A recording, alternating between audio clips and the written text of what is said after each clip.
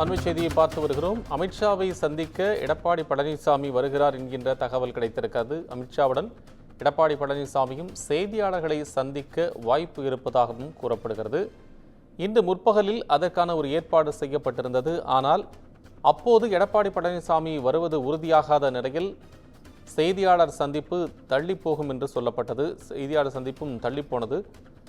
மத்திய உள்துறை அமைச்சர் இங்கிருந்து வெறுங்கையோடு திரும்புகிறாரா என்பது போன்ற கேள்விகள் எல்லாம் ஊடகங்களில், சமூக வலைதளங்களில் வெளியாகி வந்த நிலையில் தற்போது பாஜக அதிமுக உடனான கூட்டணி தொடர்பான பேச்சுவார்த்தை இறுதிக்கட்டத்தை எட்டியிருந்து அது தொடர்பான அதிகாரப்பூர்வ அறிவிப்பு தற்போது வெளியாகும் என்று எதிர்பார்க்கப்படுகிறது. இபிஎஸ் அமித்ஷா சந்திப்பின் போது இந்த கூட்டணி தொடர்பான அறிவிப்பும் முழுமையாக வெளிவரும் என்று எதிர்பார்க்கப்படுகிறது. ஏற்கனவே எடப்பாடி பழனிசாமி டெல்லி சென்று மத்திய உள்துறை அமைச்சர் அமித்ஷாவை சந்தித்து வந்திருந்தார். அப்போது இது கூட்டணி தொடர்பான சந்திப்பு இல்லை என்று கூறி வந்திருந்தார். இதையடுத்து சட்ட நேரத்திலேயே தேசிய ஜனநாயக கூட்டணி ஆட்சி தமிழகத்தில் வளரும் என்று அமித்ஷா ஒரு ட்விட்டர் பதிவு போட்டதும் பல்வேறு விஷயங்கள் வெளியில் வந்தது. பேசப்பட்டது தொடர்பான விஷயங்கள் வெளியே கசிந்தது. இந்த நிலையில் 2 நாள் பயணமாக சென்னைக்கு வந்திருக்கக்கூடிய மத்திய உள்துறை அமைச்சர் அமித்ஷா அதிமுகவுடனான கூட்டணி தொடர்பாக பேச்சுவார்த்தைக்காகவே வந்திருப்பதாகவும் சொல்லப்படுகிறது.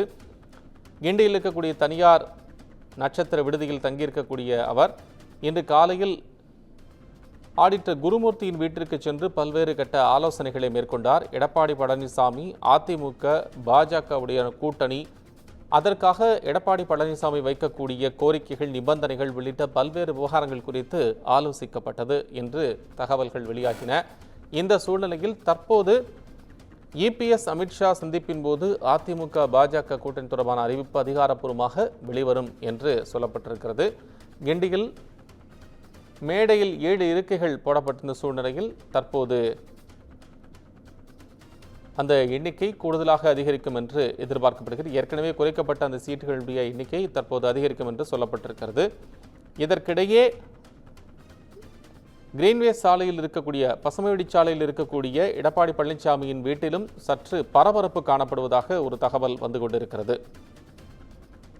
நொடிக்கு நொடி சூடுபிடித்துக் கொண்டிருக்கக்கூடிய தமிழக அரசியல் களத்தினுடைய விவரங்களை தற்போது பார்த்து வருகிறோம். மத்திய அமைச்சர் எடப்பாடி பழனிசாமி இருவருக்குமான சந்திப்பு பல்வேறு அரசியல் நகர்வுகள் தொடர்பான இருக்கக்கூடிய சந்தேகங்கள், ஊடகங்கள் சொல்லியிருக்கக்கூடிய கருத்துக்கள் தொடர்பான விஷயங்களுக்கெல்லாம் ஒரு முற்றுப்புள்ளி வைக்கும் என்று இரு கட்சிகளின் தரப்பில் சொல்லப்பட்டாலும் கூட இந்த சந்திப்பு அதிகாரப்பூர்வமான அறிவிப்பாக இருக்குமா அல்லது இதுவும் ஒரு மரியாதை நிமித்தமான சந்திப்பாக இருக்கப் போகிறதா என்பது தொடர்பான கேள்விகளும் தற்போது சமூக ஊடகங்களில் வெளியாகி வருகிறது. மற்றும் ஒரு முக்கிய செய்தி, தமிழக பாஜக தலைவராக இருந்த அண்ணாமலையின் செயல்பாடு பாராட்டத்தக்கது என்று மத்திய உள்துறை அமைச்சர் அமித்ஷா அதற்கு பாராட்டு தெரிவித்திருக்கிறார். பாஜகவில் அண்ணாமலைக்கு தேசிய பொறுப்பு பதவி வழங்கப்படும் என்றும் அவர் குறிப்பிட்டிருக்கிறார். தமிழக பாஜக தலைவராக இருந்த அண்ணாமலையின் செயல்பாடு பாராட்டத்தக்கது என்றும் மத்திய அமைச்சர் அமித்ஷா கூறியிருக்கிறார். பாஜகவில் அண்ணாமலைக்கு தேசிய அளவிலான பொறுப்பு வழங்கப்படும் என்றும் அவர் உறுதியளித்திருக்கிறார். ஆனால் ஏற்கனவே இது தொடர்பான ஒரு கேள்வி எழுப்பப்பட்ட போது எதற்காக என்னை இங்கிருந்து டெல்லிக்கு அனுப்ப பார்க்கிறீர்கள் என்று செய்தியாளர் சந்திப்பில் பேசியிருந்தார் அண்ணாமலை. இந்த சூழ்நிலையில் அமித்ஷா பேசியிருப்பது, அமித்ஷாவுடைய ட்விட்டர் பதிவு, அவரது பாராட்டு, இது தொடர்பாக நமக்கு பல்வேறு கேள்விகளும் தற்போது எழத்தான் செய்கின்றன. அண்ணாமலை, நான் இங்கே தான் இருப்பேன், இங்கும் செல்ல மாட்டேன், பதவிகள் எனக்கு முக்கியமல்ல, ஏற்கனவே தலைவர் பதவியே ஒரு வெங்காயம் என்றும் குறிப்பிட்டிருந்தார். இந்த சூழ்நிலையில் தலைவர் பதவி எனக்கு முக்கியமல்ல என்றும் குறிப்பிட்டிருந்தார். ஆனால் தற்போது அவருக்கு தேசிய அளவில் பொறுப்பு வழங்கப்படும் என்றும் சொல்லப்பட்டிருக்கிறது. அவருடைய செயல்பாடுகள் பாராட்டத்தக்கவையாக இருந்தது என்று மத்திய உள்துறை அமைச்சர் அமித்ஷா பாராட்டு தெரிவித்திருக்கிறார். மோடி என்ற ஒற்றை மனிதருக்காக மட்டுமே தான் வேலை செய்து கொண்டிருப்பதாகவும், யாரையும் திருப்திப்படுத்த வேண்டும் என்பதற்காக நான் செய்யவில்லை என்பது உள்ளிட்ட பல்வேறு விஷயங்களை செய்தியாளர் சந்திப்பில் பலமுறை அண்ணாமலை அவர்கள் கூறியிருப்பதை நாம் கேட்டிருக்கின்றோம்.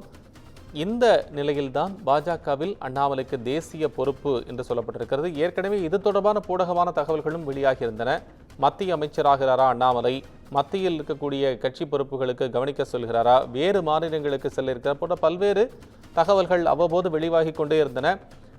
எப்போது அவர் தான் பாஜக மாநில தலைவர் பொறுப்புக்கான ரேஸில் இல்லை என்று சொல்லியிருந்தாரோ அப்பிலிருந்து இது போன்றக்கூடிய தகவல்கள் வெளிவந்து கொண்டிருக்கின்றன. பாஜகவில் அண்ணாமலைக்கு தேசிய பொறுப்பு என்று சொல்லப்பட்ட தகவல் தொடர்பான விவரங்களுடன் தலைமை செய்தியாளர் சிவா இப்போது இணைப்பில். சிவா, மத்திய அமைச்சர் அமித்ஷாவுடைய ட்விட்டர் பதிவு தொடர்பான விவரம் என்ன?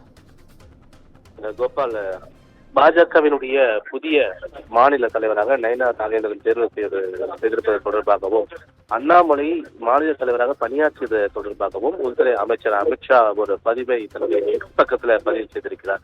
குறிப்பாக அவர் பதிவு செய்திருக்கக்கூடிய அந்த பதிவுல நயனா நாகேந்திரன் மட்டும்தான் புதிய தலைவருக்கான அந்த பதவிக்கு விருப்ப மனுவை வழங்கியிருக்கிறார். அந்த அடிப்படையில புதிய தலைவராக அவர் தேர்ந்தெடுக்கப்பட்டிருக்கிறார். அவருக்கான வாழ்த்துக்கள் என்று தெரிவித்திருக்கக்கூடிய அமித்ஷா, பாஜகவினுடைய தலைவராக கிட்டத்தட்ட இந்த 4 ஆண்டுகள்ல அண்ணாமலை ஒரு சிறப்பான பணியை, பாராட்டத்தக்க பணியை மேற்கொண்டிருக்கிறார். அதிலும் குறிப்பாக பிரதமர் நரேந்திர மோடியினுடைய கொள்கைகளை ஒவ்வொரு கிராமமாகவும் ஊராகவும் ஒவ்வொரு மாவட்டம் வாரியாகவும் தொடர்ந்து அந்த பணிகளை சிறப்பாக செய்திருக்கிறார் அண்ணாமலை என்ற ஒரு புகழாரம் சுட்டியிருக்கக்கூடிய அவர், பிரதமர் நரேந்திர மோடியினுடைய கொள்கைகளை முழுமையாக அவர் பரவலாக பரவச் செய்திருக்கக்கூடிய நிலையில அவருடைய ஆக்கப்பூர்வமான பணிகளை ஏற்றுக்கொள்ளக்கூடிய வகையில தேசிய அளவுல அவருக்கு ஒரு அங்கீகாரம் என்பது விரைவில் வழங்கப்படும் என்பதனை உள்துறை அமைச்சர் அமித்ஷா தற்போது அதிகாரப்பூர்வமாக தெரிவித்திருக்கிறார். ஏற்கனவே நீங்கள் சொன்னது போலதான் அண்ணாமலை இந்த பாஜகவுடைய மாநில தலைவர் இந்த பதவிக்கான போட்டியில நான் இல்லை, விருப்ப மனுவும் வழங்கப் போவதில்லை என்பது போன்ற பல்வேறு தகவல்களை பதிவு செய்ததாலும் கூட இந்த பதவி என்பது நீண்ட காலமாக பாஜகவில் இருந்து தொடர்ந்து சட்டமன்ற உறுப்பினராக இருக்கக்கூடிய நயனா நாகேந்திரனுக்கு கிடைத்திருப்பது பாஜகவினரிடையே சற்று ஒரு மகிழ்ச்சியை ஏற்படுத்தியிருந்தாலும் அதிமுகவுடன் ஒரு நல் உறவை ஏற்படுத்தக்கூடியவராக நயனா நாகேந்திரன் இருக்கிறார் என்பதற்காகத்தான் நயனா நாகேந்திரனுக்கு இந்த பொறுப்பு வழங்கப்பட்டிருப்பதாக தெரிகிறது. இந்த நிலையில்தான் நயனா நாகேந்திரன் புதிய தலைவராக தேர்ந்தெடுக்கப்பட்டிருக்கும்.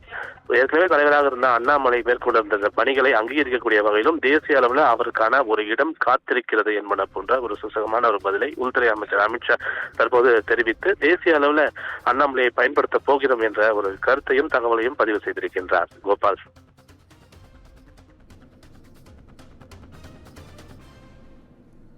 சிவா, உங்கள் அண்மை விவரங்களுக்கு நன்றி.